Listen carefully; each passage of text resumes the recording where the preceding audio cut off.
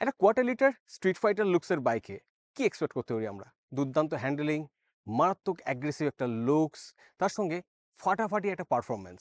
তো আজকে এই কন্টেন্টে আমরা দেখব হিরো এক্সট্রিম 250 এই প্যারামিটারগুলোকে ফুলফিল করতে পারছে, এবং অবভিয়াসলি এই সেগমেন্টে যে কিং ডিউক 250 তাকে কতটা কড়া টক্কর দিতে পারছে এই এক্সট্রিম 250টা। তো কন্টেন্টটা পুরোপুরি দেখলে, যদি 250 সেগমেন্টের মধ্যে আপনি যদি বায়াস্ট হয়ে থাকেন কি গাড়ি নেবেন কি নেবেন না, আই হোপ কিছুটা আপনার ডিসিশন মেকিংয়ে হেল্প হয়ে যাবে।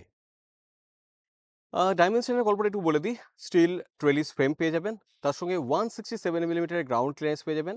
ফুয়েল ট্যাঙ্কটা 11.5, এটা একটুখানি কম মনে হতে পারে আপনার, কারণ ডিউকে আপনি 13.4 লিটারের ফুয়েল ট্যাঙ্ক পাচ্ছেন। 167.7 কেজি বাইকটার weight, and seat height 806 millimetre. তো আমার সঙ্গে অরিজিৎ রয়েছে, তো অরিজিতের হাইট 5 ফিট 5 একটু বেশি। তো অরিজিৎ যদি বাইকটাতে বসে তাহলে কেমন হবে আপনারা দেখে নিন, তাহলে একটা ক্লিয়ার কাট আইডিয়া আপনার হয়ে যাবে। তো অরিজিৎকে একবার বলবো বাইকটাতে বসে দেখাতে আপনাদের। তো 806 মিলিমিটার সিট হাইট। তো অরিজিতের হাইট ওয়াইজও কিন্তু দেখতে পাচ্ছেন পায়ের কন্ডিশন খুব একটা প্রবলেমে আপনাকে পড়তে হবে না। এবং রাইডিং ট্রায়াঙ্গেলটা যদি আমি বলি, তো this is the riding triangle.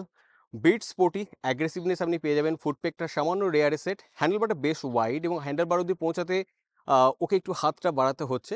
তো বেশ সুন্দর একটা স্ট্রিট ফাইটার লুকসের বাইকে যেরকম এক্সপেক্ট করা যায় অ্যাগ্রেসিভ হ্যান্ডেলিং, সেটা পেয়ে যাবেন। অ্যাগ্রেসিভ হলেও খুব একটা প্রবলেম হবে না, একটু রিল্যাক্সও, মানে আপনি এই বাইকটাকে নিয়ে একটু লং যেতেই পারেন, আপনার খুব একটা প্রবলেম হবে না। হাতে একটু সামান্য চাপ পড়তে পারে, বাট সেটা নেগলিজেবল, চালাতে চালাতে আপনার অভ্যাস হয়ে যাবে। এই হচ্ছে বাইকটার লুকস, মারাত্মক অ্যাগ্রেসিভ, অ্যান্ড হেডলাইট ইউনিটটাও কিন্তু দুর্ধর্ষ। এখানে আপনারা একটা ক্লাস ডি প্রজেক্টার হেডলাইট পেয়ে যাবেন, তার সঙ্গে এলইডি ডিআরএল পেয়ে যাচ্ছেন। This the headlight. থ্রোটা কিন্তু বেশ ভালো, কারণ ক্লাস ডি থ্রো বেটার হওয়াই এক্সপেক্ট করা যেতে পারে। অ্যান্ড তার সঙ্গে ফ্রন্টে 43 মিলিমিটারের গোল্ডেন কালারের ইউএসডি ফক পেয়ে যাবেন। অ্যান্ড সামনে যদি টায়ারটার কথা বলি, দেন সামনের টায়ারটা 110/70 সেকশনের 17 ইঞ্চের। And this the brake. এখানে আপনি 320 মিলিমিটারের পেটাল ডিস্ক পেয়ে যাবেন, ডুয়েল চ্যানেল এবিএস পেয়ে যাবেন, এবং এবিএসেও কিন্তু দুটো মোড পেয়ে যাচ্ছেন। অ্যান্ড এখানে ব্রেক ক্যালিপারটাও আপনি পেয়ে যাচ্ছেন, এবং কার্বোরেটরের উপর একটা রিপ প্যাটার্ন পেয়ে যাবেন, বেশ মাস্কুলারিটি অ্যাড করছে। অ্যান্ড তার সঙ্গে শার্প একটা সাউন্ড এরিয়াও পেয়ে যাবেন, এখানে আর লেখা রয়েছে। And this the beautifully sculpted fuel tank. দেখতে কিন্তু নো ডাউট ভীষণ ভীষণ aggressive. And sleep and assist ক্লাসটা তো আপনি এখানে পেয়েই যাচ্ছেন। এখানে আপনি এর ফ্রেমের কিছুটা অংশ দেখতে পেয়ে যাবেন। অ্যান্ড সিটের কথা যদি বলি, স্পিড সিট, রাইডারের জন্য প্রচুর জায়গা রয়েছে, মুভ করতেও খুব একটা অসুবিধা হবে না চালানোর সময়। পিলিয়নের জন্য জায়গাটা তুলনামূলক কম। অ্যান্ড সিটের প্যাডিংটাও বেশ সুন্দর, সাপোর্টিভ প্যাডিং আর কি বলতে পারি। অ্যান্ড গ্র্যাব রেলটা প্র্যাকটিক্যাল, যিনি রেয়ারে বসবেন তার পক্ষে গ্র্যাব করতে খুব একটা অসুবিধা হবে না। And this the typical tell lamp, এখানে এই শেপ টাইপের একটা ব্যাপার রয়ে গেছে। অ্যান্ড হিরোর এখানে ব্র্যান্ডিংটা দেখতে পেয়ে যাবেন।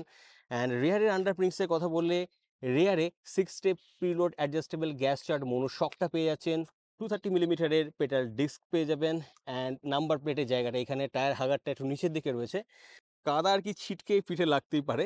অ্যান্ড এটা ছোট্ট মাফলারটা, এর সাউন্ডটা কেমন সেটা আপনাদের একবার শুনিয়েই দিই আমি।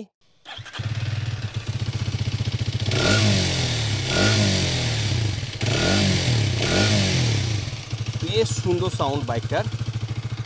সো আপাতত বাইকটাকে করব অফ, অ্যান্ড এই অ্যাঙ্গেল থেকে বাইকটার লুক এরকম।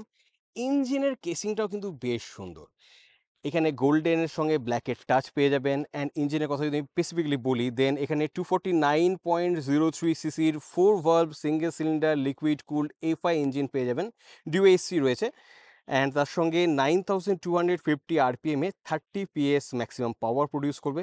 হিরোর সেগমেন্টে সব থেকে বেশি পাওয়ার প্রডিউস করা বাইক এটা।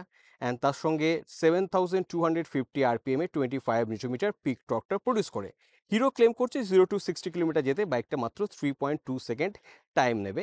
অ্যান্ড বাইকটা যখন চালাবো তখন ইঞ্জিনটা নিয়ে আরও ডিটেলসে কথা বলা যাবে। অ্যান্ড ইঞ্জিনের নিচে এখানে একটা ব্যাশ গার্ডের মতো পেয়ে যাবেন, এটা কিন্তু বেস স্টাডি ফাইবারের হলেও।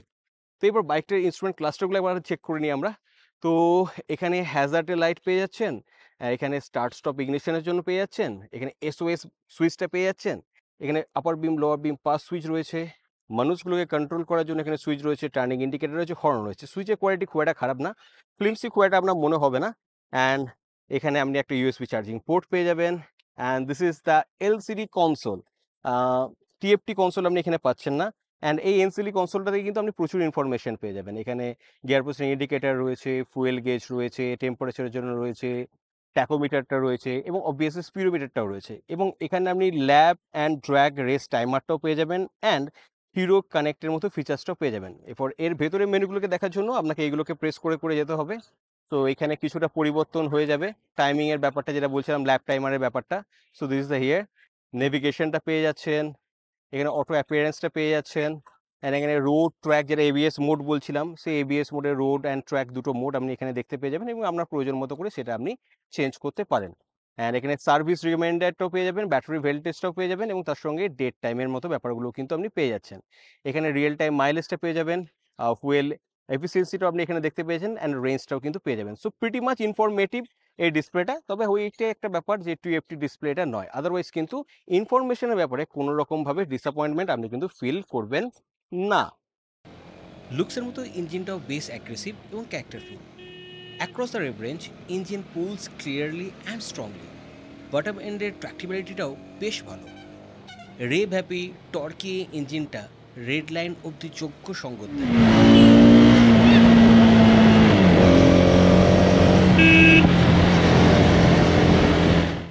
বাইকের টপ এন্ড পারফরমেন্সটাও বেশ এক্সাইটিং।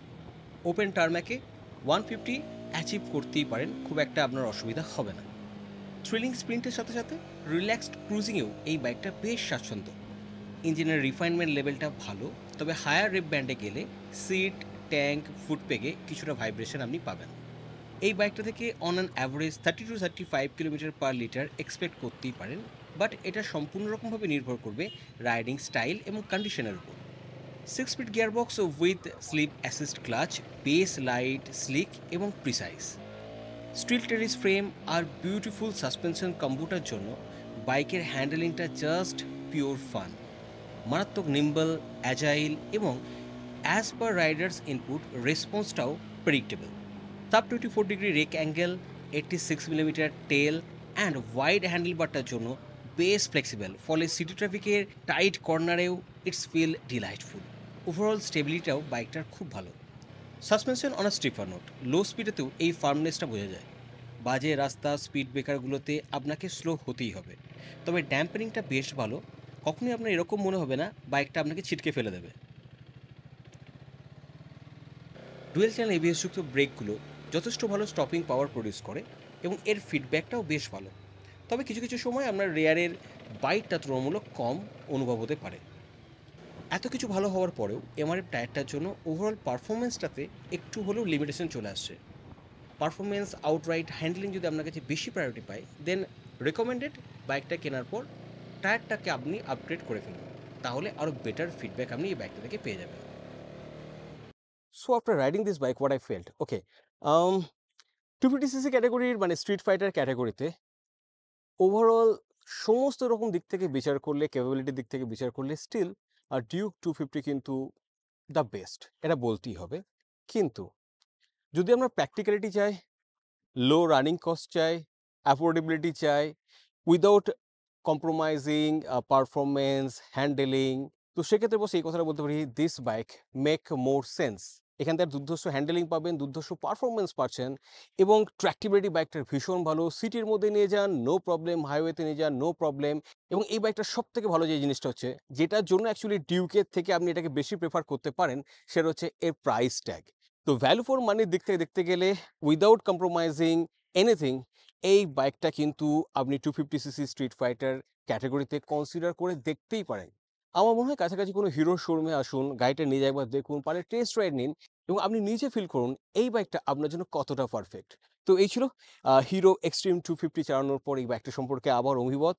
তো আপনাদের কেমন লাগলো এই বাইকটা এবং এই কন্টেন্টটা, ডেফিনেটলি কমেন্ট সেকশনে জানাবেন এবং ভালো লেগে থাকলে প্লিজ চ্যানেলটাকে সাবস্ক্রাইব করতে, লাইক করতে, শেয়ার করতে ভুলবেন না। তো খুব তাড়াতাড়ি অন্য কোনো কন্টেন্ট নিয়ে আবার আমরা সঙ্গে দেখা হবে। ততক্ষণ তো stay fantastic and keep revving. Bye by.